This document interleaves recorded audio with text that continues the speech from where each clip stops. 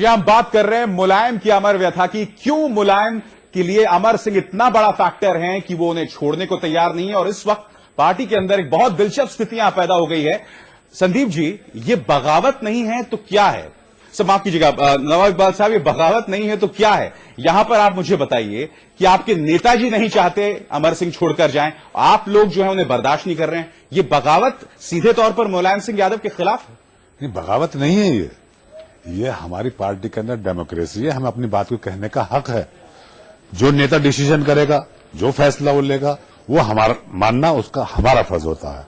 हमारा फर्ज होता है कि अपने नेता को वस्तु स्थिति से अवगत करा दिया जाए, बता दिया जाए कि आज हम किस स्टेज पर हैं, कहां खड़ी है समाजवादी पार्टी। चलिए, समाजवादी पार्टी वो समाजवादी पार्टी जिसको सीज कर मुलायम सिंह यादव ने कहां से लाकर कहां खड़ा कर दिया, जिसके अंदर सन 95 में खुद माननीय अमर सिंह जी आए, उनको पहचान समाजवादी पार्टी से मिली है।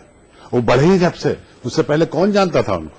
कोई नहीं जानता। चलिए, इस वक्त हमारे साथ एक ऐसे शख्स जुड़ चुके हैं जो समाजवादी पार्टी से अलग हुए अमर सिंह की वजह से। आजम खान इस वक्त मेरे साथ टेलीफोन लाइन पर मौजूद है।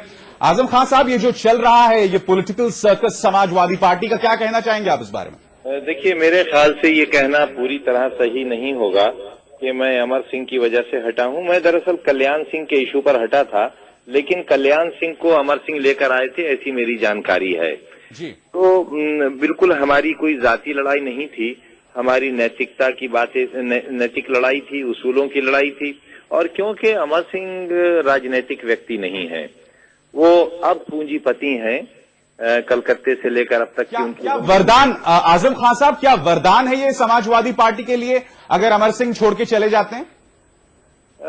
देखिए, अब अमर सिंह का छोड़कर जाना नहीं जाना मेरे लिए कोई बहुत मायने इसलिए नहीं रखता कि कल्याण सिंह के इशू पर मुझे पार्टी से एक्सपेल कर दिया गया था, निकाल दिया गया था।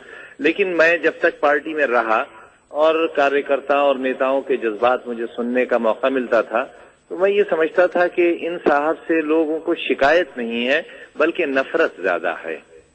तो चलिए, बहुत कड़े शब्द का यहां पर इस्तेमाल किया है, मगर मुलायम सिंह यादव क्या कहते हैं इस बारे में? खासकर आजम खान साहब का यह कहना कि अमर सिंह जो हैं उनके प्रति लोगों में नफरत थी, उस पर खुद मुलायम सिंह यादव का क्या कहना, आइए हम आपको सुनाते हैं। ऐसे लोगों की हम चर्चा ही नहीं करेंगे, ये चर्चा लायक नहीं है। और स्तर उनका ऐसा है जो मेरे बारे में कहते हैं, उनका कोई स्तर नहीं। ये दल बदलू हैं, इधर उधर से जाने वाले लोग हैं, उनके बारे में क्यों पूछते हो? आजम खान पार्टी में वापसी के कब पार्टी वापस आएंगे? वो आ रहे हैं क्या? आप ही बताएंगे। बताओ, हम क्यों बताओ? आजम खान साहब, बहुत अच्छे शब्दों का इस्तेमाल नहीं किया आपके लिए नेताजी ने। दल बदलू हैं, ऐसे लोगों की मैं चर्चा ही नहीं करना चाहता, क्या कहेंगे आप? नहीं, नेताजी की हम बहुत इज्जत करते हैं, उन्होंने ये शब्द हमारे लिए नहीं कहे हैं। हमें मालूम है वो हमारे लिए कोई ऐसी हल्की बात नहीं कह सकते, ना उन्होंने हमारे लिए कहा है, क्योंकि हम दल बदलू नहीं है। उन्होंने जिनके लिए कहा है उनका आप भी जानते हैं, हम भी जानते हैं, उन्होंने हमारे लिए। संदीप जी, आजम खान कहते हैं कि अमर सिंह से लोगों को नफरत है पार्टी के अंदर, क्या टिप्पणी आपकी इस पे? जी, मेरा तो ऐसा मानना नहीं है कि अमर सिंह साहब से लोगों को नफरत है।